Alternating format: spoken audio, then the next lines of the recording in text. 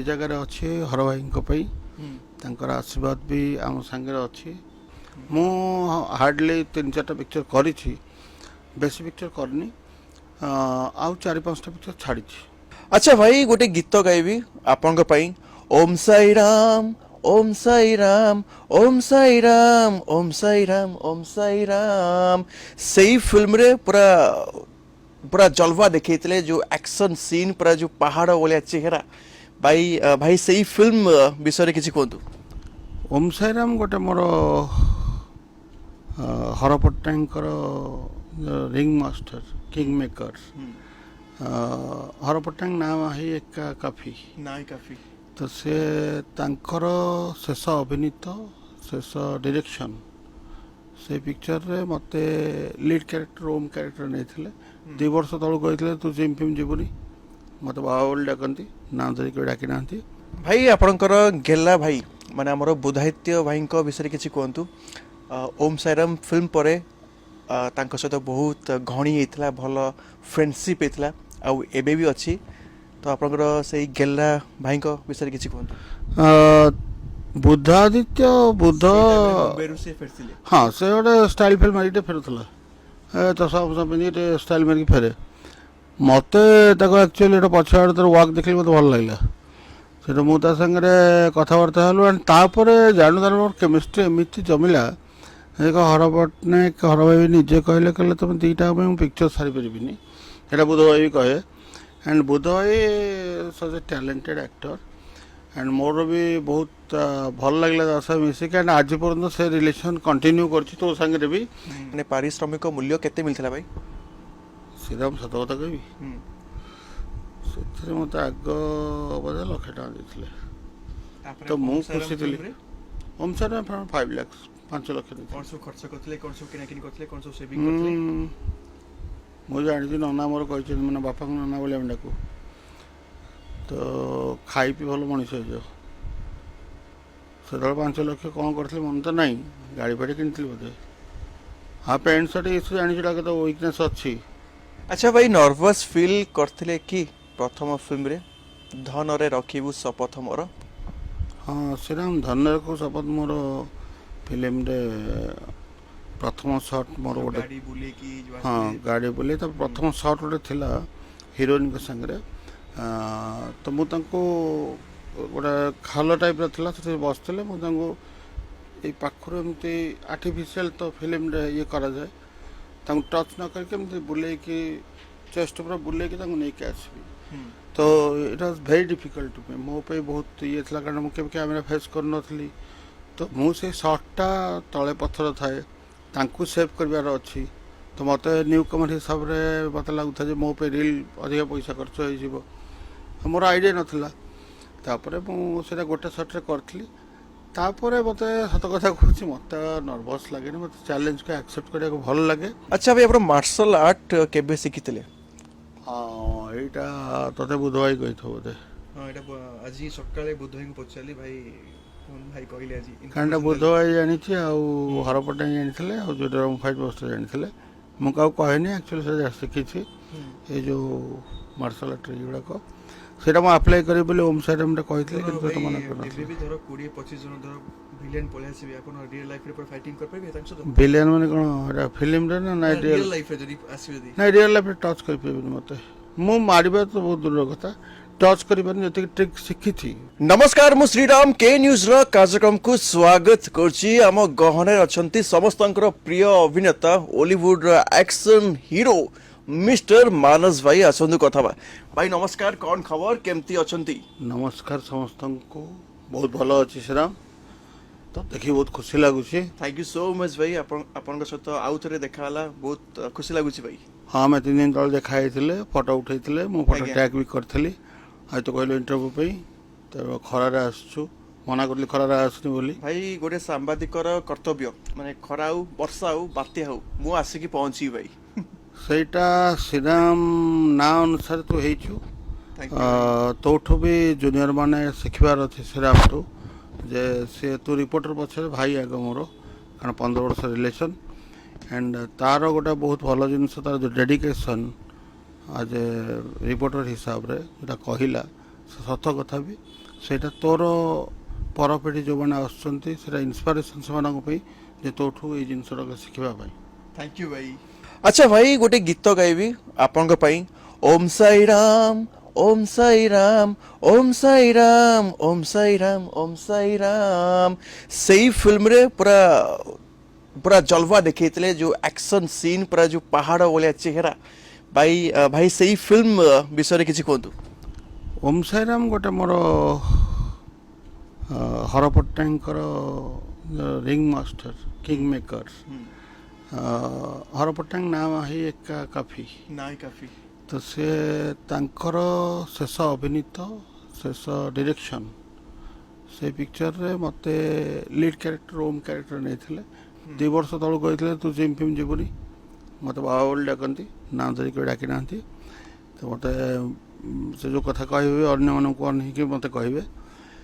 ତ ମୋର ଗୋଟେ ସୌଭାଗ୍ୟ ଯେ ମୁଁ ତାଙ୍କ ସାଙ୍ଗରେ ତାଙ୍କ ଡିରେକ୍ସନରେ ତାଙ୍କର ସାଙ୍ଗରେ ମୁଁ ଆକ୍ଟିଂ କରିପାରିଛି ତାଙ୍କ ଶେଷ ଅଭିନୀତ ଶେଷ ଡିରେକ୍ସନ୍ ଫିଲ୍ମରେ ଓମ୍ ସାଇରାମରେ, ଯେଉଁଥିରେ କି ବହୁତ ଆର୍ଟିଷ୍ଟ ବି ଥିଲେ। ମୋର ବଡ଼ ସୌଭାଗ୍ୟ ଯେ ବହୁତ ବଡ଼ ବଡ଼ ଆର୍ଟିଷ୍ଟଙ୍କ ସାଙ୍ଗରେ ମୁଁ କାମ କରିବାର ସୁଯୋଗ ସେ ଫିଲ୍ମରେ ପାଇଛି। ତ ସେଇର ବହୁତ ଗୁଡ଼ିଏ ଜିନିଷ ଅଛି, ତା ବିଷୟରେ ଯେତେ ବି କହିଲେ ସରିବନି।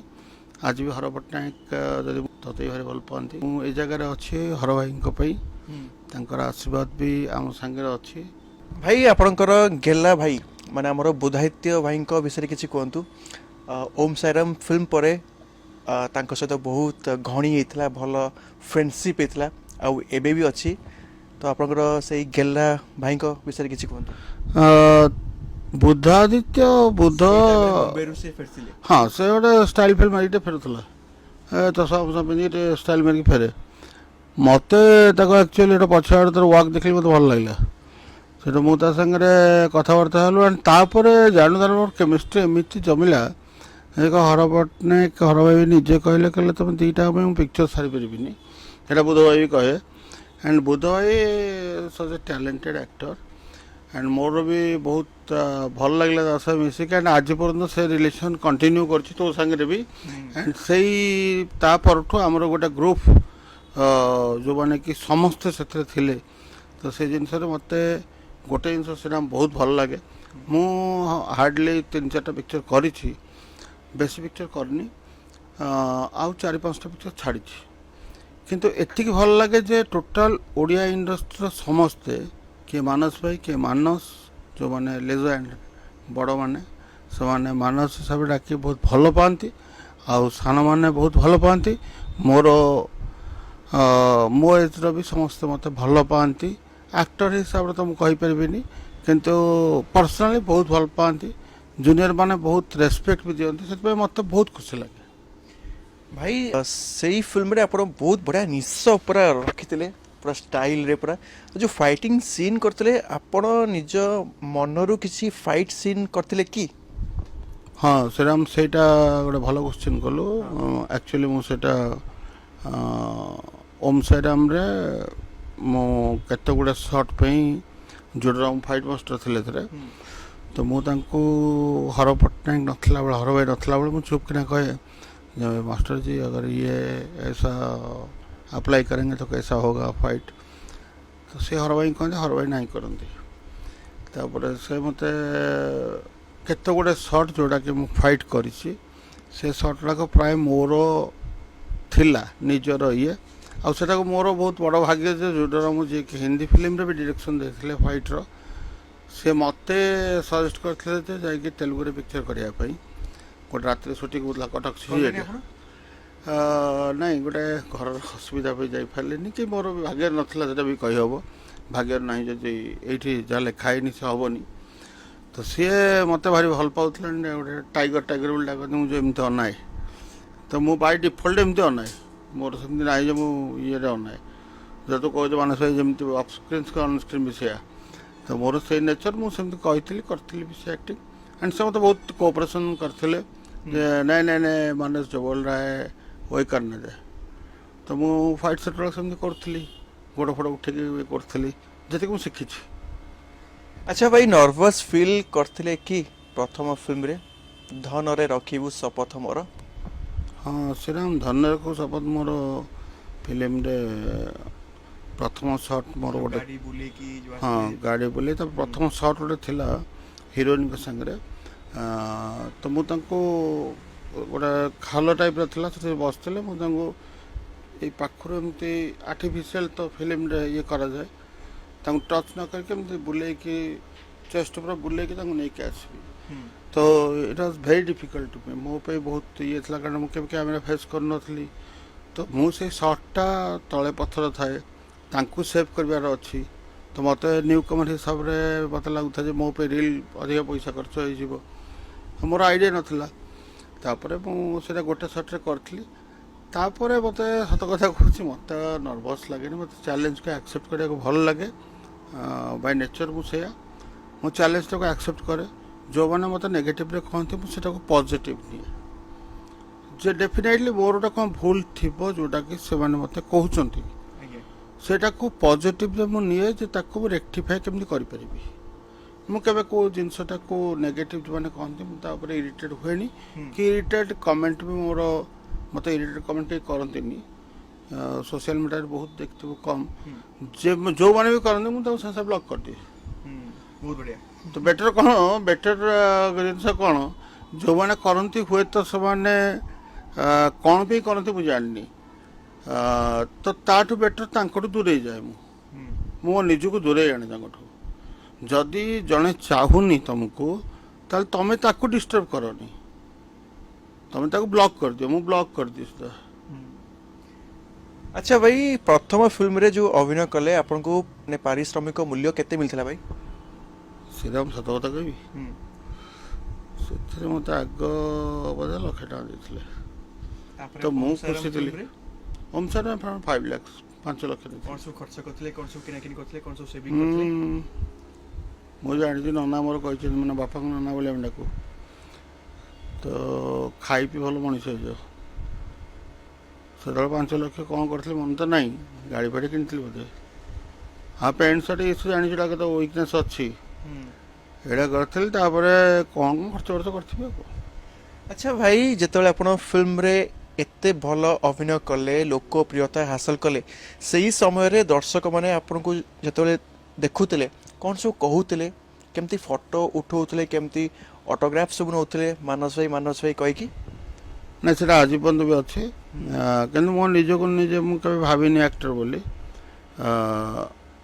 ସେତେବେଳେ ବହୁତ ଖୁସି ଲାଗୁଥିଲା ହୋର୍ଡିଂ ଚାରିଆଡ଼େ ମରା ହେଉଥାଏ ତ ସେତେବେଳେ ଗଲାବେଳକୁ ସାଙ୍ଗମାନେ କେଉଁଠି ଯଦି ବାଇଚାନ୍ସ ଚା ଫା ପିଇକି ଓହ୍ଲେଇବୁ ତ ସେଠି ବହୁତ ଲୋକ ଘେରି ହେଇକି ମୋ ସାଙ୍ଗରେ ଠିଆ ହେଇ ଫୋନ୍ରେ ଫଟୋ ଉଠେଇ ଇଭିନ୍ ଏଠି ପଦ୍ମାକାର ମଠରେ ଏଠି ବି ଆସିଲେ ବି ସେମାନେ ଫଟୋ ଉଠାନ୍ତି ଇଏ କରନ୍ତି ସେ କରନ୍ତି ଭଲ ଲାଗେ କିନ୍ତୁ ଏଠି ମୁଁ ଟିପିକାଲି ମୋର ଯେହେତୁ ବିଜନେସ୍ ସେଇଟା ତ ମୁଁ ଏତେ ଫିଲ୍ମ ଆଡ଼କୁ ଇଏ କରେନି ମୋତେ ଏଠି ବିଜନେସ୍ କରିବାର ଅଛି ତ ମୁଁ ବିଜନେସ୍ ହିସାବରେ ଦେଖେ ସେଟା ଭଲ ଲାଗୁଥିଲା ଖୁସି ଲାଗୁଥିଲା ଆଉ ଏବେ ବି ସେ ଲୋକଙ୍କର ଭଲ ପାଇବା ଅଛି ବି କାରଣ ଏବେ ବି ଲୋକ ଦେଖିଲେ ସେତିକି ଇଏ କରୁଛନ୍ତି ଆଉ ତାପଟେ ତ ପିକ୍ଚର କରିନି ଯେହେତୁ ଜାଣିଛୁ ଘରେ ମୋ ମା ଆଉ ଭାଇ ଦୁଇ ଜଣ ଯାକ ବଡ଼ ଭାଇ ନା ଚାଲିଗଲା ପରେ ସବୁଗୁଡ଼ାକ ରେସ୍ପନ୍ସିବିଲିଟି ପାଇଁ ମୁଁ କରିପାରିନି ରିସେଣ୍ଟଲି କରିବାର ଅଛି ଆଉ ଫିଲ୍ମରେ କ'ଣ ଆସିଛି ଭାଇ, ଲିଡ୍ରେ କିଏ ଅଛନ୍ତି?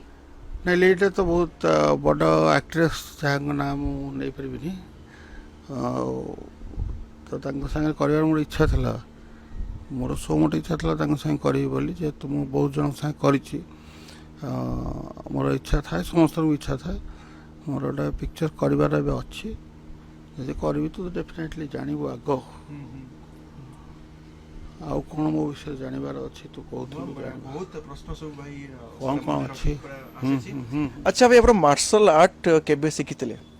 ହଁ ଏଇଟା ତତେ ବୁଧଭାଇ କହିଥିବ ବୋଧେ ହଁ ଏଇଟା ଆଜି ସକାଳେ ବୁଧ ଭାଇଙ୍କୁ ପଚାରିଲି ଭାଇ ଭାଇ କହିଲେ ଆଜି କାରଣ ବୁଧଭାଇ ଜାଣିଛି ଆଉ ହରପଟା ଜାଣିଥିଲେ ଆଉ ଯେଉଁ ଫାଇଟ୍ ବସ୍ତ ଜାଣିଥିଲେ ମୁଁ କାହାକୁ କହେନି ଆକ୍ଚୁଆଲି ସେଟା ଶିଖିଛି ଏଇ ଯେଉଁ ମାର୍ଶାଲ ଆର୍ଟ ଏଗୁଡ଼ାକ ସେଇଟା ମୁଁ ଆପ୍ଲାଏ କରିବି ବୋଲି ଓମ୍ ସାଇରାମରେ କହିଥିଲି କିନ୍ତୁ ତ ମନା କରିନଥିଲି ବି ଧର 20-25 ଜଣ ଧର ଭିଲିଆନ୍ ପଳେଇ ଆସିବେ ଆପଣ ରିଅଲ ଲାଇଫରେ ପୁରା ଫାଇଟିଂ କରିପାରିବେ ତାଙ୍କ ସହିତ? ଭିଲିଆନ୍ ମାନେ କ'ଣ ଏଇଟା ଫିଲ୍ମରେ ନା ନାଇଁ ରିଅଲ ଲାଇଫରେ ଯଦି ଆସିବେ ଯଦି ନାଇଁ ରିଅଲ୍ ଲାଇଫ୍ରେ ଟଚ୍ କରିପାରିବିନି ମୋତେ ମୁଁ ମାରିବା ତ ବହୁତ ଦୂରର କଥା ଟଚ୍ କରିପାରିନି ଯେତିକି ଟ୍ରିକ୍ ଶିଖିଛି ମୋ ନନାଙ୍କଠୁ କାରଣ ମୋ ଫାଦର ତ ଜାଣିଛୁ ଆଡ଼ିସନାଲ ଏସ୍ପି ଥିଲେ ପୋଲିସର ଶାରଦା ମିଶ୍ର।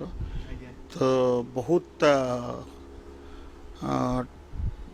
ହନେଷ୍ଟ ଆଣ୍ଡ ବହୁତ ଆଡମିନିଷ୍ଟ୍ରେସନ କ'ଣ ଆମକୁ ବହୁତ ମାଡ଼ ଖାଇଛି ମୁଁ ଭାଇ ନାରିକା ସବୁ ମାଡ଼ ଖାଇଛୁ। ତ ସେଇ ଜିନିଷଟା ଟ୍ରିକ୍ଟା ଜାଣିଛି ଯେ କେମିତି ଖସିକି ଆସିପାରିବି। ମାରିବା କଥା ତ ପଛ କଥା, ଖସି ପାରିବି ଏତିକି ଜିନିଷ କହିପାରିବି। ଆଚ୍ଛା ମାନସ ଭାଇ, ଓମ୍ ସାଇରାମ ଫିଲ୍ମରେ ବୁଦ୍ଧ ଭାଇ ଆପଣଙ୍କୁ ନାଁ ଦେଇଥିଲେ ଓଲିଉଡର ସନି ଦେଓଲ। ପୁରା ଫାଇଟିଂରେ ପୁରା ମାଷ୍ଟର ପୁରା ଥିଲେ। ନାଇଁ ଆକ୍ଚୁଆଲି ଫାଇଟିଂ ସେ ଯେଉଁ କହିଥିଲେ ସରିଦେଲ ପର୍ଯ୍ୟନ୍ତ ସେମିତି କିଛି ନାହିଁ। ପୁରା ପାହାଡ଼ ଭଳିଆ ଚେହେରା। ହଁ ନାଇଁ ମୋର ଆକ୍ଚୁଆଲି ମୁଁ ଡ୍ୟାନ୍ସ କଲେ ସେଇଟା ଭଲ ଲାଗିବନି। ମୁଁ ହିରୋଇନଙ୍କ ସାଙ୍ଗେ ଡ୍ୟାନ୍ସ କରିବାକୁ ମନା କରିଥିଲି ସେ ଫିଲ୍ମରେ। ଗୋଟେ ଗୀତ ଥିଲା ଦେଖିଥିବୁ। ସେତେବେଳେ ଭାଇ ଆପଣଙ୍କର ଭାଇ ଥିଲେ? ହଁ ତାମାନେ ଭାଉଜ ଉପରେ ପାଟି କରିଥାନ୍ତେ? ନାଇଁ ସେ ଟୋଟାଲି କିଛି ସେସବୁ ଜିନିଷ କିଛି ଜାଣିଛି। ଫିଲ୍ମ ପ୍ରଥମ ବୁଝେଇ ଦେଇଥିଲି। ଘରେ ବି ଆମର ସମସ୍ତେ ଭାଇ ନାରିକା ସବୁ ଜାଣିଛନ୍ତି। ତ ସେଇଟା ଆକ୍ଚୁଆଲି ମୁଁ ଡ୍ୟାନ୍ସ କଲେ ମୋତେ ସୁଟ୍ କରିବନି। କାରଣ ଶୁଣୁ, ସମସ୍ତଙ୍କର ଗୋଟେ ଯେମିତି ହିନ୍ଦୀ ଫିଲ୍ମରେ ସମସ୍ତଙ୍କର ଡିଫରେଣ୍ଟ ଷ୍ଟାଇଲ୍ ଅଛି, ସେମିତି ମୋର ଗୋଟେ ଅଲଗା କ୍ୟାରେକ୍ଟର। ମୋତେ ଲୋକ ଏଇ ହିସାବରେ ଆକ୍ସେପ୍ଟ କରିବେ। ମୋତେ ମୁଁ ଡ୍ୟାନ୍ସ କରିପାରିବିନି ଯେଉଁଟାକି ଗୋବିନ୍ଦା ବି ଡ୍ୟାନ୍ସ କରୁଛନ୍ତି। ଗୋବିନ୍ଦାକୁ ଯଦି ପୋଲିସ ଅଫିସର ଦେବ ସେ କ'ଣଟା ହେବ? ସେଇଭଳିଆ ଜିନିଷ ହେବ। ତ ମୁଁ ସେଇ ସବୁ ଜିନିଷଟାକୁ ଦେଖେ, ତାଙ୍କର ବାଇଟ୍ସଟାକୁ ଦେଖେ, ତାଙ୍କର ଜୀବନୀର ଇଏ ଗୁଡ଼ାକ ଦେଖେ। ଲାଇକ୍ ଇରଫାନ ଖାନ ହେଲେ, ନୱାଜୁଦ୍ଦିନ ସିଦ୍ଦିକ ହେଲେ, ନାସିରୁଦ୍ଦିନ ଶାହ ହେଲେ, ନାନା ପାଟେକର ହେଲେ। ତ ଏମାନଙ୍କର ମୁଁ ସବୁ ପଢ଼େ ଜିନିଷ ଗୁଡ଼ାକ। ସେମାନେ କେତେ ଡେଡିକେଟେଡ଼। ଆଣ୍ଡ ତାଙ୍କର ମୁଁ ଖାଲି ଗୋଟେ ଜିନିଷ ଚାହେଁ ଓଡ଼ିଆରେ, ଯେ ଆମ ଓଡ଼ିଆ ଇଣ୍ଡଷ୍ଟ୍ରିରେ ହିନ୍ଦୀରେ ଯେମିତି ଜଣ ଜଣଙ୍କର ଗୋଟେ ଆଇଡେଣ୍ଟିଟି ଅଛି। ଯେନ ତ ପୂର୍ବରୁ କହିଲୁ ବୁଦ୍ଧ ଭାଇ କହୁଥିଲେ ଶୁଣି ଦେଲେ, ଆକ୍ଚୁଆଲି ସେମିତି ନୁହଁ। ମୁଁ ମୋ କ୍ୟାରେକ୍ଟରଟା ଯାହା ମୁଁ ସେଥିରେ ପ୍ଲେ କରିଛି ସେଇଆ। ତୁ ଯେଉଁ ମାନସ ଭାଇ ଅଫସ୍କ୍ରିନ୍ ଯାହା ଅନସ୍କ୍ରିନ୍ ସେଇଆ ମୁଁ ସେଇଆ।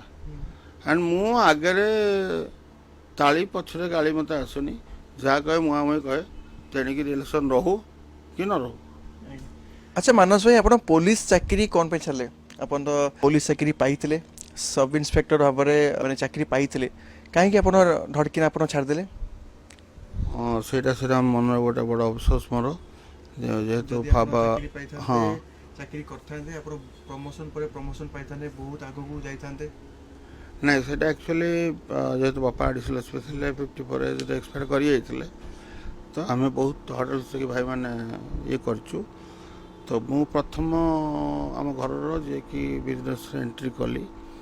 ଆଣ୍ଡ ଏଇ ମୋର ଯେଉଁ ଜାଗାରେ ଆମେ ପଦ୍ମା କାର୍ ମାର୍ଟରେ ବସୁଛୁ, ତାର ପଛରେ ବାପି ଭାଇ ଯିଏକି ମୋର ବ୍ଲଡ଼ ରିଲେସନ୍ କିଛି ନୁହନ୍ତି, ସିଏ ପ୍ରଥମେ ବସେଇଥିଲେ ଆମକୁ ଆଣିକି କଟକ ରୋଡ଼ରେ, ଶିଖେଇଥିଲେ ବିଜନେସ୍ କେମିତି ହୁଏ। ତାପରେ ମୁଁ ଆଉ ସାନ ଭାଇ ଦୁଇ ଜଣ ଯାକ କରିଥିଲୁ। ମୋ ଉପର ଭାଇ ଯିଏ ସେ ଡକ୍ଟର ଆଲୋକ ମିଶ୍ର। ତାପରେ ଆପଣ ଟେକ୍ ଅଫ୍ କଲେ ନା କେମିତି କ'ଣ କଲେ ନା? ହଁ ବେପାରର ବିଜନେସ୍ ପୁରା ପଦ୍ମା କାର୍ ମାର୍ଟ ଆମର ନିଜସ୍ୱ, ମୋର ସାନ ଭାଇର ଦୁଇ ଜଣ ମିଶିକି କରିଚାଲିଛୁ ଆଜି ପର୍ଯ୍ୟନ୍ତ। ଆଣ୍ଡ ମୁଁ ପୋଲିସ ଚାକିରି ପାଇଥିଲି, କିନ୍ତୁ ଛାଡ଼ିଲି କ'ଣ, ମୋତେ ବଡ଼ ଭାଇ ନାରିକା କହିଲେ, ବୋଉ ମନା କରିଥିଲା, ନନା ମନା କରିଛନ୍ତି। ଆମ ବ୍ରାହ୍ମଣ ଘର ନନା ବୋଲି ଡାକୁ ବାପାଙ୍କୁ। ତ ନନା ମନା କରିଛନ୍ତି ଯେ ତୁ ଆମର କେହି ସବ୍ ଇନ୍ସପେକ୍ଟର ଚାକିରି କରିବନି, ଯଦି ଡାଇରେକ୍ଟ ସିଭିଲ୍ ସର୍ଭିସ୍ ପାଇବ ତାହେଲେ କରିବ, IPS ଯଦି ପାଇବ ତାହେଲେ କରିବ। ମୁଁ କହିଲି ମୁଁ ତ IPS ପାଇବିନି, ମୁଁ ଏତେ ପାଠ ପଢ଼ିପାରିବିନି, ମୁଁ ପାଇବିନି, ପାଇଲିନି। ଆପଣ ପଢ଼ାପଢ଼ି ଭାଇ କ'ଣ କରୁଛନ୍ତି? ମୁଁ ସିମ୍ପଲି PG ବାଣୀବିହାରରେ, LLB, ଏତିକି, ଆଉ ଅଧିକା ନାହିଁ। ଆପଣ ପୁରା ଉଚ୍ଚ ଶିକ୍ଷିତ, ଆପଣ କାହିଁକି? ନାଇଁ ଉଚ୍ଚ ଶିକ୍ଷିତ ନୁହଁ, ମୋଠୁ ଆହୁରି ଟପ୍ ଲେବୁଲ୍ ସମସ୍ତେ ପଢ଼ିଛନ୍ତି। ମୋ ଉପର ଭାଇନା ତ ବହୁତ ଗୁଡ଼େ କୋର୍ସ କରିଛି, ଲାଷ୍ଟରୁ ଡକ୍ଟରେଟ୍ କରିକି ମୁଁ କହିଲି ଛାଡ଼ିଦେ, ସରିଲା। ସେ ଅଛି divisional manager OTDC doctor Alok Mishra. And ମୋ ସାନ ଭାଇ ଆଶିଷ ମିଶ୍ର କାନ୍ତୁ, ସିଏ ବି MBA ଫାର୍ଷ୍ଟ କ୍ଲାସ୍। ଆଣ୍ଡ ସବୁ ଏଜୁକେଟେଡ଼, କିନ୍ତୁ ଏତିକି ଯାହା ଏଠି ଲେଖା ହେଇଛି ସେ ଅନୁସାରେ ବିଜନେସ୍। ତୁ ଯେମିତି ରିପୋର୍ଟର, ମୁଁ ସେମିତି ବିଜନେସ୍। ଆଉ ମୁଁ ହେଲି ବାଇଚାନ୍ସ ଆକ୍ଟର, ବାଇଚାନ୍ସ। କେମିତି ଆପଣ ସୁଯୋଗ ପାଇଥିଲେ, ଅଭିନୟ ଦୁନିଆକୁ ଆସିଥିଲେ କେମିତି? ହଁ ଏଇଟା ଗୋଟେ ଭଲ ଜିନିଷ ପଚାରିଲୁ। ଏଇଟା ଆକ୍ଚୁଆଲି ମୁଁ ଆସିଥିଲି କେମିତି ନା, ମୋତେ ଯେଉଁ ବାପି ଭାଇ ଯାହା ନାଁ ମୁଁ କହିଲି, ଯାହା ପାଇଁ ଆମେ ଏଇଠି ବସୁଛୁ, ତ ସିଏ ମୋତେ ଗୋଟେ କ'ଣ ତାଙ୍କୁ ଇନସଲ୍ଟ ହେଇଥିଲା, ଯେଉଁଥି ଫଳରେ ସେ ମୋତେ କହିଥିଲେ ଯେ ଏ କ'ଣ ଯେ ତମେ ଗୋଟେ ପିକ୍ଚର କଲ। ସେ ଗୋଟେ ଭାରି ବ୍ୟସ୍ତ ହେଇ କହିଥିଲେ ଆଣ୍ଡ ବିଲିଭ୍ କରିବୁନି ଯେଉଁ କହନ୍ତିନି ବଡ଼ମାନଙ୍କର ଆଶୀର୍ବାଦ ବ୍ଲେସିଂ ଆଉ ପ୍ରେୟାର ଅନଭିଜିବୁଲ୍ କିନ୍ତୁ ପାୱାର ତାର ବହୁତ ଅଧିକା। ମୁଁ ଠିକ୍ ତାର 10-12 ଦିନ ପରେ ଅଲ୍ ଅଫ୍ ଏ ସଡନ୍ ମୋର ଗୋଟେ ସାଙ୍ଗ ଫୋନ୍ କଲା, କହିଲା ତୁ ଆସିକି ପହଞ୍ଚ ଅଫିସରେ। ମୁଁ କହିଲି କ'ଣ ହେଇଛି ନା ଫିଲ୍ମରେ ଆକ୍ଟିଂ କରିବୁ। ମୁଁ କରେ ନାଇଁ କରେ ଟେଷ୍ଟ କିଛି ଦେଇଥିଲେ? କିଛି ନାହିଁ। ହଁ ଗୋଟେ ତା ପୂର୍ବରୁ ପିକ୍ଚର ଥିଲା ନାରୀ ନୁହଁ ତ ନାରାୟଣୀ, ସେଇଟାରେ ମୁଁ ଯାଇଥିଲି କଟକ, ସେଇଥିରେ ଚଣ୍ଡୀ ପରିଜା ଥିଲେ। ସେଇଟା ମୁଁ ଗୋଟେ ସଟ୍ ପୋଲିସ ଅଫିସର କରିକି ତାପରେ ପଳେଇ ଆସି କହି ଗୋଡ଼ ଭାଙ୍ଗି ଯାଇଥିଲା ବୋଲି କହିଛି କି ଗଲିନି ଭଲ ଲାଗିଲାନି ଆଉ କଲିନି ଆଉ ମାନେ ମୁଁ ସେମିତି ପିକ୍ଚର କରିବା ଇଚ୍ଛା ନଥିଲା। ତାପରେ ଏଇଟା ଯେତେବେଳେ କହିଲେ ମୁଁ କହିଲି ଡେଫିନେଟଲି ବାପି ଭାଇଙ୍କ ପାଇଁ କରିବି। ତ ମୁଁ ସେଟାକୁ ଆଉ ଦେଖିଲିନି ଯେ କ'ଣ ତାର କ୍ୟାରେକ୍ଟର କ'ଣ ଇଏ ଅଛି, ମୁଁ ସିଧା ଏଥିରେ ଆକ୍ଟିଂ କଲି। ତ ତାପରେ ଧନଞ୍ଜୟ ଶପଥ ମୋର, ତାପରେ ମୁଁ ସ୍ୱପ୍ନ ସୌଦାଗର, ତାପରେ ଆଉ ଗୋଟେ ପିକ୍ଚରରେ ଗେଷ୍ଟ ଆପିୟରାନ୍ସ କରିଥିଲି, ତାପରେ ଓମ୍ ସାଇରାମ ଆଉ କିଛିଟା ପ୍ୟାଟ୍ରିଅଟିକ୍ ସଙ୍ଗର ଆଲବମ୍ କରିଥିଲି ଯେଉଁଟା ଭଲ ଲାଗେ ମୋତେ। ଆଉ ହାର୍ଡଲି ଏବେ ସେଟା ମୁଁ ଭେରି କ୍ଲିୟର କହିବି, ମୁଁ ବେଶୀ ନାହିଁ, ହାର୍ଡଲି 4-5ଟା ପିକ୍ଚର ଛାଡ଼ିଛି। କ'ଣ ପାଇଁ ଆପଣଙ୍କୁ ନେଇକି କିଛି ପଲିଟିକ୍ସ ହେଇଛି କି ଲାଇଫରେ? ହେଇଛି। ମାନେ କିଏ କରୁଛନ୍ତି? 3ଟା ପିକ୍ଚର ତ ମୁଁ ମନା କରିଥିଲି କରିବିନି, ମୋତେ କ୍ୟାରେକ୍ଟର ଭଲ ଲାଗିନଥିଲା, ମାନେ ସେ କ୍ୟାରେକ୍ଟର ମୋ ପାଇଁ ସୁଇଟେବଲ୍ ହେଉନଥିଲା। ସେମାନେ କହିଲେ ନା ଆମେ ଆଡ଼ଜଷ୍ଟ କରିବୁ, ମାନସ ତ କର, ତୁମେ କର ଆଡ଼ଜଷ୍ଟ କର। ମୁଁ କହିଲି ଆଡ଼ଜଷ୍ଟ କରିବାର ନାହିଁ, ମୁଁ ମୋ ବଡ଼ି ଲାଙ୍ଗୁଏଜ, ମୋର କଥା କହିବା ଷ୍ଟାଇଲ୍, ମୋର ଇଏ ସାଙ୍ଗରେ ଏଇ କ୍ୟାରେକ୍ଟର ମୁଁ ଯାହା ଦେଖୁଛି, ଆପଣ ଯାହା କ୍ୟାରେକ୍ଟର କହୁଛନ୍ତି ସେ ସୁଇଟେବଲ୍ ହେବନି। ଆଉ ଦୁଇଟା ସ୍ପେସିଆଲି ଯେଉଁ କହୁଛୁ ପଲିଟିକ୍ସ ଗୋଟେ ହେଇଥିଲା, ଯେଉଁଟାକି ସେମାନେ ମୁଁ ପରେ ଜାଣିଲି, ମୁଁ ଚୁପିକି ରହିଲି। ମୁଁ କହିଲି ଛାଡ଼ କ'ଣ ଏଥିରୁ ମିଳିବ। ପ୍ରତିଉତ୍ତର ମୁଁ ଦିଏନି, କାହିଁକି ଏଇଟା ତ ଜାଣିଥିବୁ ଏଇସବୁ ଫେସବୁକ୍ ଇଏଫେରେ ସେ ମୋତେ କେହି କମେଣ୍ଟ କରନ୍ତିନି। ଯଦି ବି କାହାର ଗୋଟେ ଖରାପ କମେଣ୍ଟ କିଛି ଆସିଲା ମୁଁ ସିଧା ବ୍ଲକ୍ ମାରିଦିଏ। ମୁଁ ତା ସାଙ୍ଗରେ ଆଉ ମୋର ଆଗକୁ କାହିଁ ବଢ଼ିବି କାହିଁକି, ତାଙ୍କୁ ରିପ୍ଲାଏ ହିଁ ଦିଏନି। ମୁଁ ରିପ୍ଲାଏ ଦୂର କଥା ତ ବ୍ଲକ୍ କରିଦିଏ, ଅନଫ୍ରେଣ୍ଡ କରି ବ୍ଲକ୍ କରିଦିଏ। ଯାହାର ଆକ୍ଚୁଆଲି ଯିଏ ତମକୁ ଚାହୁଁନି ସେ ଜାଗାକୁ ତୁମେ ଯିବା ଉଚିତ ନୁହଁ, କି ଯିଏ ତମକୁ ମିସବିହେଭ୍ କରୁଛି ତାଠୁ ତୁମେ ଦୂରେଇ ଯିବାଟା ଭଲ। ମୋର ଟେଣ୍ଡେନ୍ସି ଏଇଆ ଶ୍ରୀରାମ। ଆଉ ତମେ ଯାହା କହିବ ମୁହଁ ଉପରେ କୁହ, ପଛରେ କୁହନି। ମୁଁ ତ କୁହେ ମୋର ଯଦି ଭୁଲ ଅଛି, ତଥାପି ବହୁତ ଥର କହିଛି, ଭୂତ ଭାଇକି ବି କୁହେ, ମୁଁ କହି ଯାହା ଅଛି ମୋତେ ଡାଇରେକ୍ଟ କୁହ। ହଁ ଏତିକି ଗୋଟେ ବଡ଼ ବ୍ଲେସିଂ ତୁ ଏଇଟା ପଚାରିଲୁ। ମହେଶ ତାରା ହେଇଯାଇକି ଯାହାକୁ ମୁଁ ସିମି କେତେବେଳେ ଡାକେ, କେତେବେଳେ ଅଫା ଡାକେ, ମିହିର ଅଙ୍କଲ, ମିହିର ଦାସ, ଉତ୍ତମ ଭାଇଙ୍କ ସାଙ୍ଗରେ ମୁଁ କାମ କରିବାକୁ ସୁଯୋଗ ପାଇନି। କିନ୍ତୁ ଗୋଟେ ଏମିତି ଲୋକ ମାନେ ବହୁତ କମ୍ ଦେଖିଛି ମୋ ସାଙ୍ଗେ 4-5 ଥର ବହୁତ କ୍ଲୋଜଲି, ଯେମିତି ମୋତେ ବହୁତ ଆଗରୁ ଜାଣିଛି ସେଭଳିଆ। ଟିକିଏ ପାଙ୍କ କଥା ତ ମୁଁ କହିପାରିବିନି, ସେ ମୋତେ ବହୁତ ଭଲ ଲାଗନ୍ତି। ମହେଶ ତାରା ଆଣ୍ଡ ଅପରାଜିତା ମହାନ୍ତି, ସେମାନେ ତ ଲିଜେଣ୍ଡ, ତାଙ୍କ ବିଷୟରେ କ'ଣଟା କହିହେବ। ଆଉ ଧନଞ୍ଜୟ ଶପଥ ମୋର ମୁଁ ଅଜିତ ଦାସଙ୍କ ପୁଅ ହେଇଥିଲି। ମିହିର ଦାସଙ୍କ ସାଙ୍ଗରେ ମୁଁ ସିଏ ନେଗେଟିଭରେ, ମୁଁ ଇଏରେ ଆଣ୍ଟି ହିରୋରେ କରିବା ବହୁତ ଡିଫିକଲ୍ଟ। ମୋତେ ବହୁତ ସପୋର୍ଟ କରିଛନ୍ତି। ମୁଁ ସେଥିପାଇଁ ବହୁତ ଖୁସି, ମୋତେ ବହୁତ ସପୋର୍ଟ କରିଥିଲେ ମିହିର ଭାଇ, ଅଜିତ ସାର୍ ଆଉ ଟିକେ ବା ତ ବହୁତ ସପୋର୍ଟ କରିଥିଲେ। ସେଟା ଆକ୍ଚୁଆଲି ହଁ ସେଟା ସେରକମ ସତ କଥା। ଗୋଟେ ଚାଲିକି ମୁଁ ଆସୁଥିଲି, ସର୍ଟଟା ଥିଲା, ମିହିର ଭାଇଙ୍କ ପାଖକୁ ଆସୁଥିଲି, ତ ମିହିର ଭାଇ ରାଗିକି ଅନେଇଛନ୍ତି, ମୁଁ ତ ଆସୁଛି। ମୋତେ ହଠାତ୍ ସର୍ଟ ସରିଲା ପରେ ମୋତେ କହିଲେ, ମୋ କାନ୍ଧରେ ହାତ ପକେଇ କହିଲେ ଚାଲିରେ ଦମ୍ ଅଛି ଆଉ ବହୁତ ଆଗକୁ ଯିବୁ ତୁ। ମୋତେ ଗୋଟେ ସତରେ ଗୋଟେ କେମିତି ଲାଗିଥିଲା ଯେ ମିହିର ଦାସ ଯାହାଙ୍କୁ ଦେଖିକି ମୁଁ ପିଲାବେଳେ ସ୍କୁଲ ଗଲାବେଳକୁ ମୋର ମନେ ଅଛି, ଆମ ଓଲ୍ଡ ଟାଉନ୍ ଗୋଟେ ଜାଗା ଅଛି, ସେ ଜାଗାରେ ଗୋଟେ ପୋଷ୍ଟର ମିଳୁଛି ଯେଉଁଟା ଆଜିକାଲି ଦେଖିବାକୁ ମିଳୁନି। ସେଇ ପୋଷ୍ଟର ମୁଁ ଦେଖେ ଯେ ଉତ୍ତମ ମହାନ୍ତି, ଅପରାଜିତା, କି ମହେଶ୍ୱତା ପ୍ରସାଦ ଆଣ୍ଡ ମିହିର ଦାସ, ଜୟରାମ ସାମଲ, ଏମିତି ସବୁ ଥିବ। ତ ମୁଁ ତାଙ୍କଠୁ ଯେତେବେଳେ ଏଇ ଜିନିଷ ପାଇଲି ମୋତେ ସତରେ ସେଟା ବହୁତ ଖୁସି ଲାଗିଥିଲା।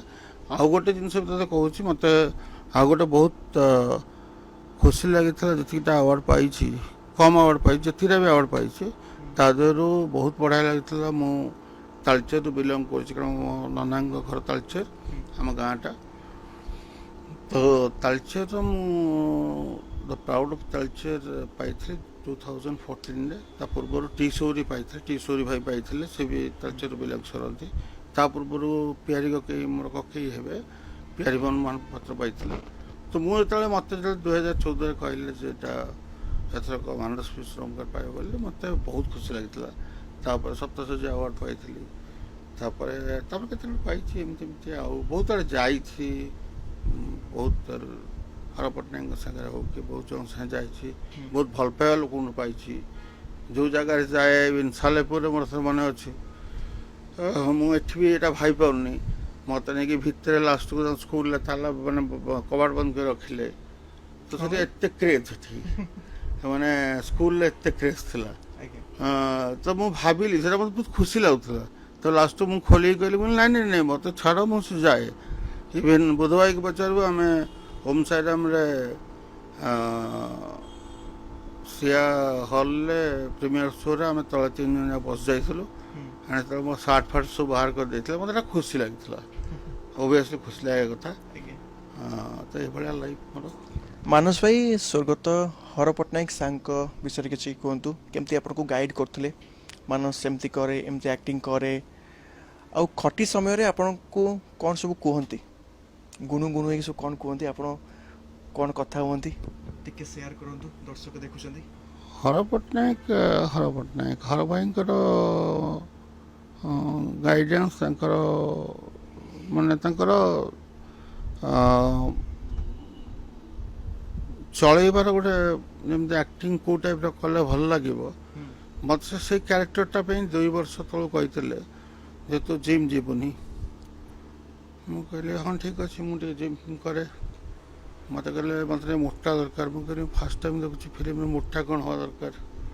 କହିଲେ ନିଶ ଦାଢ଼ି ଛାଡ଼ିବୁ। ମୁଁ ଫାର୍ଷ୍ଟ ଟାଇମ୍ ନିଶ ଦାଢ଼ି ଛାଡ଼ିଥିଲି। ତାପରେ ମୋତେ କହିଲେ ଏ କ୍ୟାରେକ୍ଟର ତୋର ଏଇଆ। ଆଣ୍ଡ ପ୍ରତ୍ୟେକ ଜାଗାରେ ସେ ମୋତେ ଯେଉଁଗୁଡ଼ା କହୁଥିଲା, ହଁ ଗୋଟିଏ ଜାଗାରେ ସେଟା ମୁଁ ତୋତେ କହିବି, ଗୋଟେ ଇଣ୍ଟରଭାଲ୍ ସଟ୍ ଥାଏ। ସ୍ମିତା ମହାନ୍ତି ମୋର ମା' ହେଇଥାନ୍ତି ଆମର, ତ ସେ ହସ୍ପିଟାଲରେ ପଡ଼ିଥାନ୍ତି, ଯାହା ଦେଖିଛ ମୁଭିରେ, ଯେମିତି ପାଗଳା ହେଇଯାଇଥିଲା ଏମିତି। ତ ମୁଁ ପୁଅ ହିସାବରେ ଯାଉଛି ଆଣ୍ଡ ମୁଁ କହୁଛି ଯେ ଘର ଆମର ଯେଉଁ ଛାରଖାର କରିଛନ୍ତି, ମୁଁ ତାଙ୍କୁ ଗୋଟା କରି ମାରିବି। ଏଇଟା ମୋ ନିଜସ୍ୱ ଡାଇଲଗ୍ ଥିଲା, ଗୋଟାକୁ ମାରିବି, ସଟପଟ କରି ମାରିବି। ତ ଏଇଟାକୁ ଜଣେ ଅବଜେକ୍ସନ୍ କରିଥିଲେ ଆସିଷ୍ଟାଣ୍ଟ ଡିରେକ୍ଟର କହିକି। କ'ଣ ପାଇଁ? ସେ କହିଥିଲେ ଏଥିରେ ଗୋଟା ଲେଖା ହେଇଛି, ଏମିତି କ'ଣ କହିଥିଲେ। ତ ମୁଁ ତାଙ୍କୁ ଗୋଟେ ପାଟି କରିଦେଇଥିଲି। ତାପରେ ହର ସାର୍ କ'ଣ କହିଥିଲେ? କହିଲେ ବହୁତ ବଢ଼ିଆ ତ ଅଛି, ତାକୁ ଯାଇ କାହିଁକି କହୁଛ। ମୁଁ ଏଇଟା ଡ୍ରେସ୍ ଚେଞ୍ଜ କଲାବେଳକୁ ଶୁଣିଲି ଯେ ଗୋଟେ ଆର୍ଟିଷ୍ଟ ଭାବରେ ସେ ଯେଉଁଟା କହୁଛି ତା ଦମ୍ରେ ସେ ଗୋଟେ ବଢ଼ିଆ ଡାଇଲଗ୍ଟା ଡେଲିଭରି କରିଛି, ହରାସ୍ ତମେ ଯଦି ତା ସାଙ୍ଗରେ କହୁଛ ଏଇଟା ଲେଖା ହେଇନି ବୋଲି। ତ ସେଥିପାଇଁ ମୋତେ ସେଟାକୁ ନେଇଥିଲେ, ଟେକ୍ କରିଥିଲେ, ଆଣ୍ଡ ସେଟା ଇଣ୍ଟରଭାଲ୍ରେ ବି ଥିଲା, ଅଛି ବି। ଆଉ ସେଥିପାଇଁ ତାପରେ ମୋତେ କହିଲେ କିଛି ମନେ ଅଛି ଟିକେ କହିଲେ, ସେ ଯେଉଁ ସେଇଟା କହିଲେ ଟିକେ ଆସିଲା, ମା ତ ମୁଣ୍ଡ ଖାଇ ଶପଥ କରି କହୁଛି ଯେ ଯିଏ ଆମ ଘରକୁ ଛାରଖାର କରିଦେଇଛି, ଯିଏ ତୋର ଏ ଅବସ୍ଥା କରିଛି, ସେ 3 ଜଣ ଯେଉଁଠି ବି ଥାଆନ୍ତୁ ନା କାହିଁକି, ଦିନେ ନା ଦିନେ ତାଙ୍କୁ ଖୋଜି ଗୋଟାକୁ ଛଟପଟ କରି ମାରିବି। ଏଇଭଳିଆ ଲାଗିଥିଲା। ମୁଁ ଟିକେ ଫୋର୍ସଲି କହିପାରୁନି, ସେତେବେଳେ ବାହାରିଥିଲା, ଫୋର୍ସରେ ବାହାରିଯାଏ ସେତେବେଳେ। ଏଇଟା ହୁଏ ଜେନେରାଲି ସେଇ ସିଚୁଏସନ୍, ସେଇ ଯେଉଁ କ୍ୟାମେରା ଫିଏ ଲୋକଙ୍କର ବହୁତ ଲୋକ ଭିଡ଼ ଥିଲେ। ତ ହର ଭାଇଙ୍କ ବିଷୟରେ ମୁଁ ଯେତେ ବି କହିବି କମ୍। ଆଣ୍ଡ ଗୋଟେ ଜିନିଷ ସେଟା ମୁଁ ପାଇଛି, ଓଲିଉଡ଼ ଇଣ୍ଡଷ୍ଟ୍ରି, ଆମର ଓଡ଼ିଶା ଇଣ୍ଡଷ୍ଟ୍ରି, ସମସ୍ତଙ୍କୁ ଭଲ ପାଇବା, ସାନ ହୁଅନ୍ତୁ ବଡ଼ ହୁଅନ୍ତୁ, ସମସ୍ତଙ୍କୁ ଭଲ ପାଇବା, ଆଶୀର୍ବାଦ ମୁଁ ସବୁବେଳେ ଦେଖିଛି। ସମସ୍ତେ ଯେତିକିଟା ଫଙ୍କସନ୍ରେ ମୁଁ ଯାଏ, ଯେଉଁଠି ଦେଖା ହୁଅନ୍ତି, ଭଲ ପାଇବାଟା ଗୋଟେ ମୋତେ ଲାଗେ ଯେ ଗୋଟେ ନିଜସ୍ୱ ଲାଗେ। ଯଦିଓ ମୁଁ ଏତେଟା ପିକ୍ଚର କାମ କରିନି, ସମସ୍ତେ ମୋତେ କିଏ ମାନସ ଭାଇ, କିଏ ମାନସ ଗୋଟେ ଭାରି ଭଲ ପାଇକି ଗୋଟେ ହକ୍ କରନ୍ତି, କୁଣ୍ଡେଇ ପକାନ୍ତି, ମୋତେ ଭାରି ଖୁସି ଲାଗେ ସେଟା। ଭାଇ, ତପୁ ନାନୀ ଗଲା ପରେ ଆମ ଟିମ୍ଟା ପୁରା ଭାଙ୍ଗିଗଲା। ଆମେ କେତେ ଖୁସିରେ ପୁରା ଆଗରୁ ସମୟ ପୁରା ବିତାଉଥିଲୁ। ତପୁ ନାନୀ, ଆପଣ, ମୁଁ, ବୁଧ ଭାଇ, ଏଲି, ତାପରେ ପୂନମ ଆଉ ଅଙ୍କିତ, ଆମେ କେତେ ଖୁସିରେ ଗୋଟେ ଟାଇମ୍ ସ୍ପେଣ୍ଡ କରୁଥିଲେ। କିନ୍ତୁ ତପୁ ନାନୀ ଗଲା ପରେ ପୁରା ଆମ ଟିମ୍ ପୁରା ଭାଙ୍ଗି ଯାଇଛି ଭାଇ। ତପୁ ମିଶ୍ର ଗୋଟେ ଅଲଗା ପ୍ରକାର ସୋଲ୍, ସେ ତ ନାହିଁ ଆଜି। ସେ ତ ସେଟା ତୋ ଆଗରେ ମୁଁ କ'ଣ କହିବି, ଦର୍ଶକଙ୍କୁ କହିବାର ଅଛି। ତପୁ ମିଶ୍ର ଗୋଟେ ସିଙ୍ଗର ହିସାବରେ ତ ସମସ୍ତେ ଜାଣିଛନ୍ତି, କିନ୍ତୁ ସେ ଗଲା ପରେ ଆମେ ଆକ୍ଚୁଆଲି ତୁ ଯେଉଁ ଗ୍ରୁପ୍ କହିଲୁ ଆମର ସମସ୍ତେ ଥିଲେ ଆଣ୍ଡ ସମସ୍ତେ ସେ ଗ୍ରୁପ୍ଟା ଭାରି ଭଲ ପାଉଥିଲେ ଆଣ୍ଡ ତୁ ଯେଉଁଟା କହୁଛୁ ମୋତେ ସବୁ ଇଏ କରୁଥିଲେ ସେ କଥା ନୁହଁ, ମୁଁ ଟିକେ ପାଟିତୁଣ୍ଡ କରିଦିଏ ବୋଲି ସମସ୍ତେ ଟିକେ ଭଲ ମାନେ ଗୋଟେ ମଜା ଲାଗୁଥିଲା ଆଉ ବହୁତ ମଜା ହେଉଥିଲା। ବୁଧ ଭାଇ ତ ବହୁତ ମଜା କରେ ସେଥିରେ। ସେ ଚାହେଁ ଆଉ ଆମେ ଯେଉଁ ଫଙ୍କସନ୍କୁ ଯାଉ ଆମେ ରାତି 12ଟା 1ଟା ବେଳକୁ ଆସୁ ସମସ୍ତଙ୍କୁ ଗଲା ପରେ। ତପରାଣୀ ଗଲା ପରେ ଆମେ କେବେ ବସିନେ, ତୁ ବି ଭଲ ଭାବରେ ଜାଣିଛୁ, ଆମେ ବି କେବେ ବସିନେ କି ବସିବାକୁ ଇଚ୍ଛା ବି ହେଉନି। ଆମେ ବହୁତ ଥର ପ୍ଲାନ୍ କରୁଛୁ ବସିବୁ ବୋଲି ଏକା ସାଙ୍ଗରେ, ବହୁତ ଜଣ ବି ପଚାରିଲେଣି ମାନସ ଭାଇ କାହିଁ ଆସୁନ, ଏ କରୁନ ସେ କରୁନ, ଭଲ ଲାଗୁନି। ତାପରେ ଘରେ ଯେଉଁ ଇନସିଡେଣ୍ଟ ହେଲା ଜାଣିଛୁ, ମୋ ବୋଉ ଗଲା ପରେ ଆଣ୍ଡ ବଡ଼ ଭାଇନା ଗଲା ପରେ ଆମ ଘରର ପୁଣି ନିଜକୁ ନିଜେ ମଝିରେ କୋଭିଡ଼ ବି ହେଲା, ତ ଏସବୁ ଜିନିଷ ନେଇ ନିଜକୁ ନିଜେ ପୁଣି ବ୍ୟାକ୍ କରିବାଟା ବହୁତ କଷ୍ଟ। ସେଥିପାଇଁ ବସିନୁ, ପୁଣି ଦେଖିବା ଭଗବାନଙ୍କ ଇଚ୍ଛା, କିନ୍ତୁ ସମସ୍ତଙ୍କ ଭଲ ପାଇବା ବହୁତ ମୁଁ ପାଇଛି। ଆଚ୍ଛା ଭାଇ, ଆମ ଭାଉଜଙ୍କ ବିଷୟରେ କିଛି କୁହନ୍ତୁ। କେମିତି ଆପଣଙ୍କର ବାହାଘର ହେଇଥିଲା, କେମିତି ଭାଉଜଙ୍କୁ ଦେଖା କରିବାକୁ ଯାଇଥିଲେ? ଏଇଟା ପ୍ରେମ ବିବାହ ନା ଆରେଞ୍ଜ ବାହାଘର ଆମେ କହିପାରିବା ଭାଇ? ପ୍ରେମ ବିବାହ ଆମ ଘରେ ବିଲକୁଲ ନାହିଁ, ଘରେ ବାହାର କରିଦେଇଥାନ୍ତେ। ଆମ ଘରେ କାହାର ନାହିଁ, ବଡ଼ ଭାଇନା ହେରିକା ବି ସେୟା। କେବେ ସାହସ କରିନାହାନ୍ତି? ନା ନା ନା ନା ନା ନା ନା ନା, ସାହସ ତ ବହୁତ ଦୂରର କଥା। ମୋର ଆକ୍ଚୁଆଲି ପୁରା ଆରେଞ୍ଜ ମ୍ୟାରେଜ।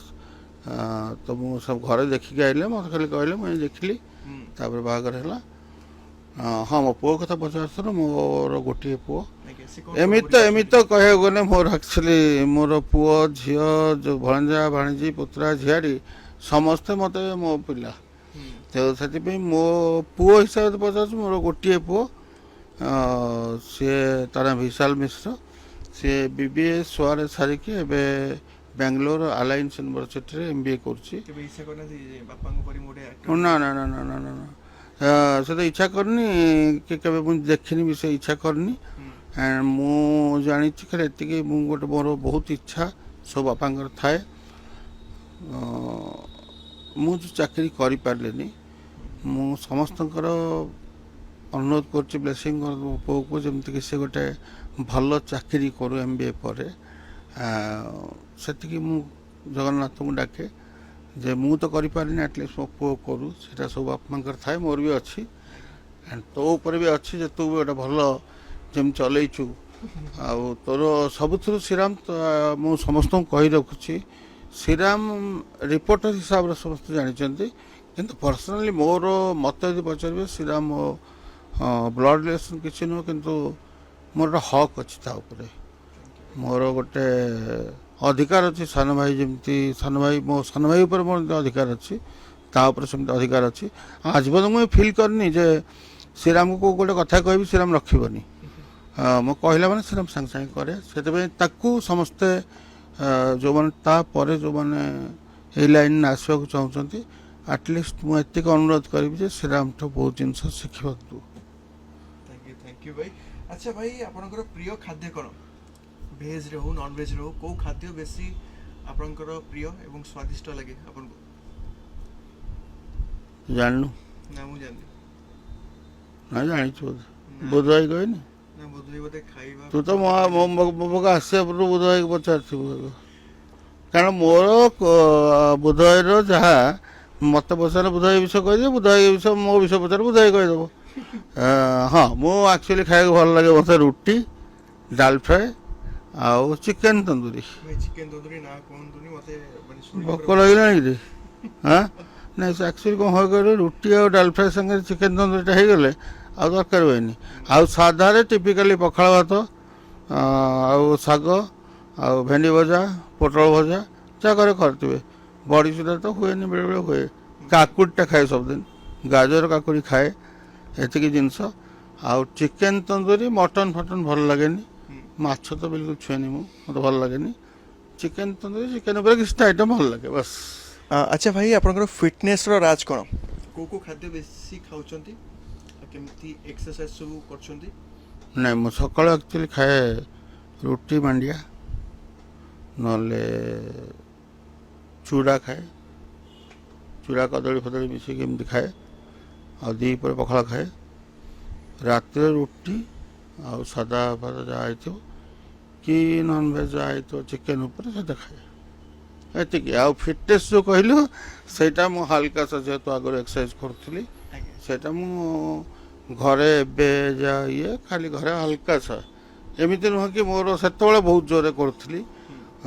ଏବେ ହାଲକାସା ଯେତିକି ବଡି ଫିଟନେସ୍ ପାଇଁ ଯେତିକି ଦରକାର ସେତିକି କରିପାରୁଛି କାରଣ ପୁଣି ଗୋଟେ କାମ ରହୁଛି ଏଇସବୁ ଜିନିଷ ପାଇଁ ସେତିକି କରୁଛି। ଫିଟନେସ୍ ପାଇଁ ମୁଁ ଏତେ ସିରିୟସଲି ଦିଏନି ଯାହା ଦେଇଛନ୍ତି ଭଗବାନ ଦେଇଛନ୍ତି ସବୁବେଳେ ଭାବେ ଏଇଟା ଲାମିନେସନ୍ ଏଇଟାକୁ ଖୋଲିଦେଲା ପରେ ସବୁଗୁଡ଼ାକ ସ୍କେଲିଟନ୍ ଭିତରେ ଏକା ଜିନିଷ ଏଇଟାକୁ ଫିଟ୍ କରିବା ପାଇଁ ନିଜକୁ ନିଜ ଏତିକି ଏକ୍ସରସାଇଜ କରିବା କଥା କରେ ଏତିକି।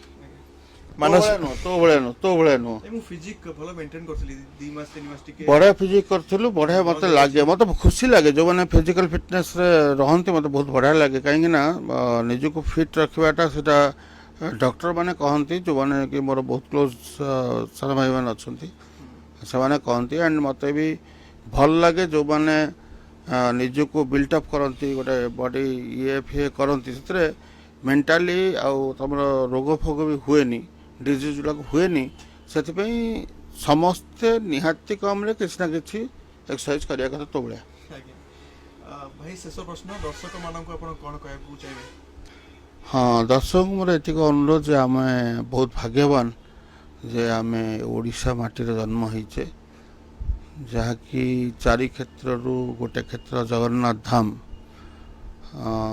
ଜଗନ୍ନାଥ ଧାମରେ ଆମେ ଜନ୍ମଗ୍ରହଣ କରିଛେ ସେଥିପାଇଁ ଜଗନ୍ନାଥଙ୍କ ପାଖରେ ମୋର ଏତିକି ବିନତି ଯେ ସମସ୍ତଙ୍କୁ ଭଲରେ ରଖନ୍ତୁ ଆପଣମାନେ ବି ସେଇ ଜଗନ୍ନାଥଙ୍କ ଆଶ୍ରିତ ହେଇକି ରୁହନ୍ତୁ ସମସ୍ତେ ଭଲରେ ରୁହନ୍ତୁ ଖୁସିରେ ରୁହନ୍ତୁ ମଜାରେ ରୁହନ୍ତୁ ନିଜକୁ ଏତେ ଟେନସନ୍ ନିଅନ୍ତୁନି କାରଣ କିଛି ଲାଭ ନାହିଁ କରିବା ଲୋକ ସିଏ ତାଡ଼ିବା ଲୋକ ସିଏ ମାରିବା ଲୋକ ସିଏ ଆମେ ଏଠି ନିମିତ୍ତ ମାତ୍ର ଯେମିତି ଫିଲ୍ମରେ ଆକ୍ଟିଂ କରୁଛୁ ସେମିତି ଆମେ ଏଠି ଜଣେ ଅଭିନୟ କରିବା କଥା ଅଭିନୟ ସରିଗଲା ପରେ ବାସ୍ ଚାଲିଲେ ସେଥିପାଇଁ ସମସ୍ତଙ୍କୁ କହିବି ସକାଳୁ କିଛି ବି ନା ହଉ ନା ନ ହଉ କାହାର ମ୍ୟାସେଜକୁ ମୁଁ ଯେମିତି ଅପେକ୍ଷା କରେନି ଖାଲି ଗୋଟେ ଜୟ ଜଗନ୍ନାଥ ଲେଖିକି ଜଗନ୍ନାଥଙ୍କ ଫଟୋଟେ ବି ଛାଡ଼ିଦେଲେ ଯାହାକୁ ଯାହାକୁ ଭଲ ପାଆନ୍ତି ଆପଣ ସେତିକି ବହୁତ ବଡ଼ ଜିନିଷ ଏତିକି। Thank you so much Manas ଭାଇ ଆପଣଙ୍କର ବହୁମୂଲ୍ୟ ସମୟ ଦେଲେ ମୁଁ ବହୁତ ଖୁସି ଆପଣଙ୍କର ଆଜି ଇଣ୍ଟରଭ୍ୟୁ ନେଲି। ତୋ ପାଇଁ ବହୁତ ଭଲ ଲାଗିଲା Thank you, ଭାଇ। ଜଗନ୍ନାଥ ତତେ ବହୁତ ଭଲରେ ରଖନ୍ତୁ ତୋର ଆଗକୁ ବାହାଘର ହବାର ଅଛି ଶ୍ରୀରାମ ସେଥିପାଇଁ ମୁଁ ସମସ୍ତଙ୍କୁ କହିଦେଉଛି ଯେ ମୁଁ ଡେଫିନେଟଲି ଯିବି ଆଉ ଶ୍ରୀରାମକୁ ଯେଉଁମାନେ ଭଲ ପାଆନ୍ତି ସେମାନେ ତ ନିହାତି ଆସିବେ ଆଉ ଶ୍ରୀରାମ ତୋ ଜୀବନ ପଥଟି ଭଲରେ ଚାଲୁ ତୁ ଯେମିତି ଡେଭଲପ୍ କରିଚାଲୁଛୁ ସେମିତି ଡେଭଲପ୍ କର Thank you, ଭାଇ। ଖରାରେ ଆସିକି ତୁ ମୋର ଇଣ୍ଟରଭ୍ୟୁ ନେବା ଏତେ ପରିଶ୍ରମ କରିବା ଦରକାର ନଥିଲା ମୁଁ ଗୋଟେ ବିରାଟ କିଛି ଇଏ ନୁହଁ ମୋତେ ଯେତେବେଳେ କହିଲେ ବି ସେମିତି କିଛି ନାହିଁ ମୁଁ ଭାଇ। ଯାହା ବି ହଉ ତୋ ପାଇଁ ପଳେଇ ଆସିଲି ଶୀଘ୍ର ଆଉ ମୁଁ କହିଲି ଏଇଠି ନେଇଯିବା ବେଟର ହେବ ଘରକୁ ଆସିପାରିଲୁନି ନେକ୍ସଟ ଟାଇମ୍ ତ ଘରକୁ ଆସିବୁ। ପକ୍କା ପକ୍କା ଆସିବି ସବୁବେଳେ ଏମିତି ଖୁସିରେ ରୁହନ୍ତୁ ଭଲରେ ରୁହନ୍ତୁ ବିନ୍ଦାସରେ ରୁହନ୍ତୁ। ଥ୍ୟାଙ୍କ ୟୁ ସୋ ମଚ୍ ରହିଲି ଜୟ ଜଗନ୍ନାଥ। ଭୁବନେଶ୍ୱରରୁ ଶ୍ରୀରାମ ରୟଙ୍କ ରିପୋର୍ଟ କେ ନ୍ୟୁଜ୍ ଓଡ଼ିଶା।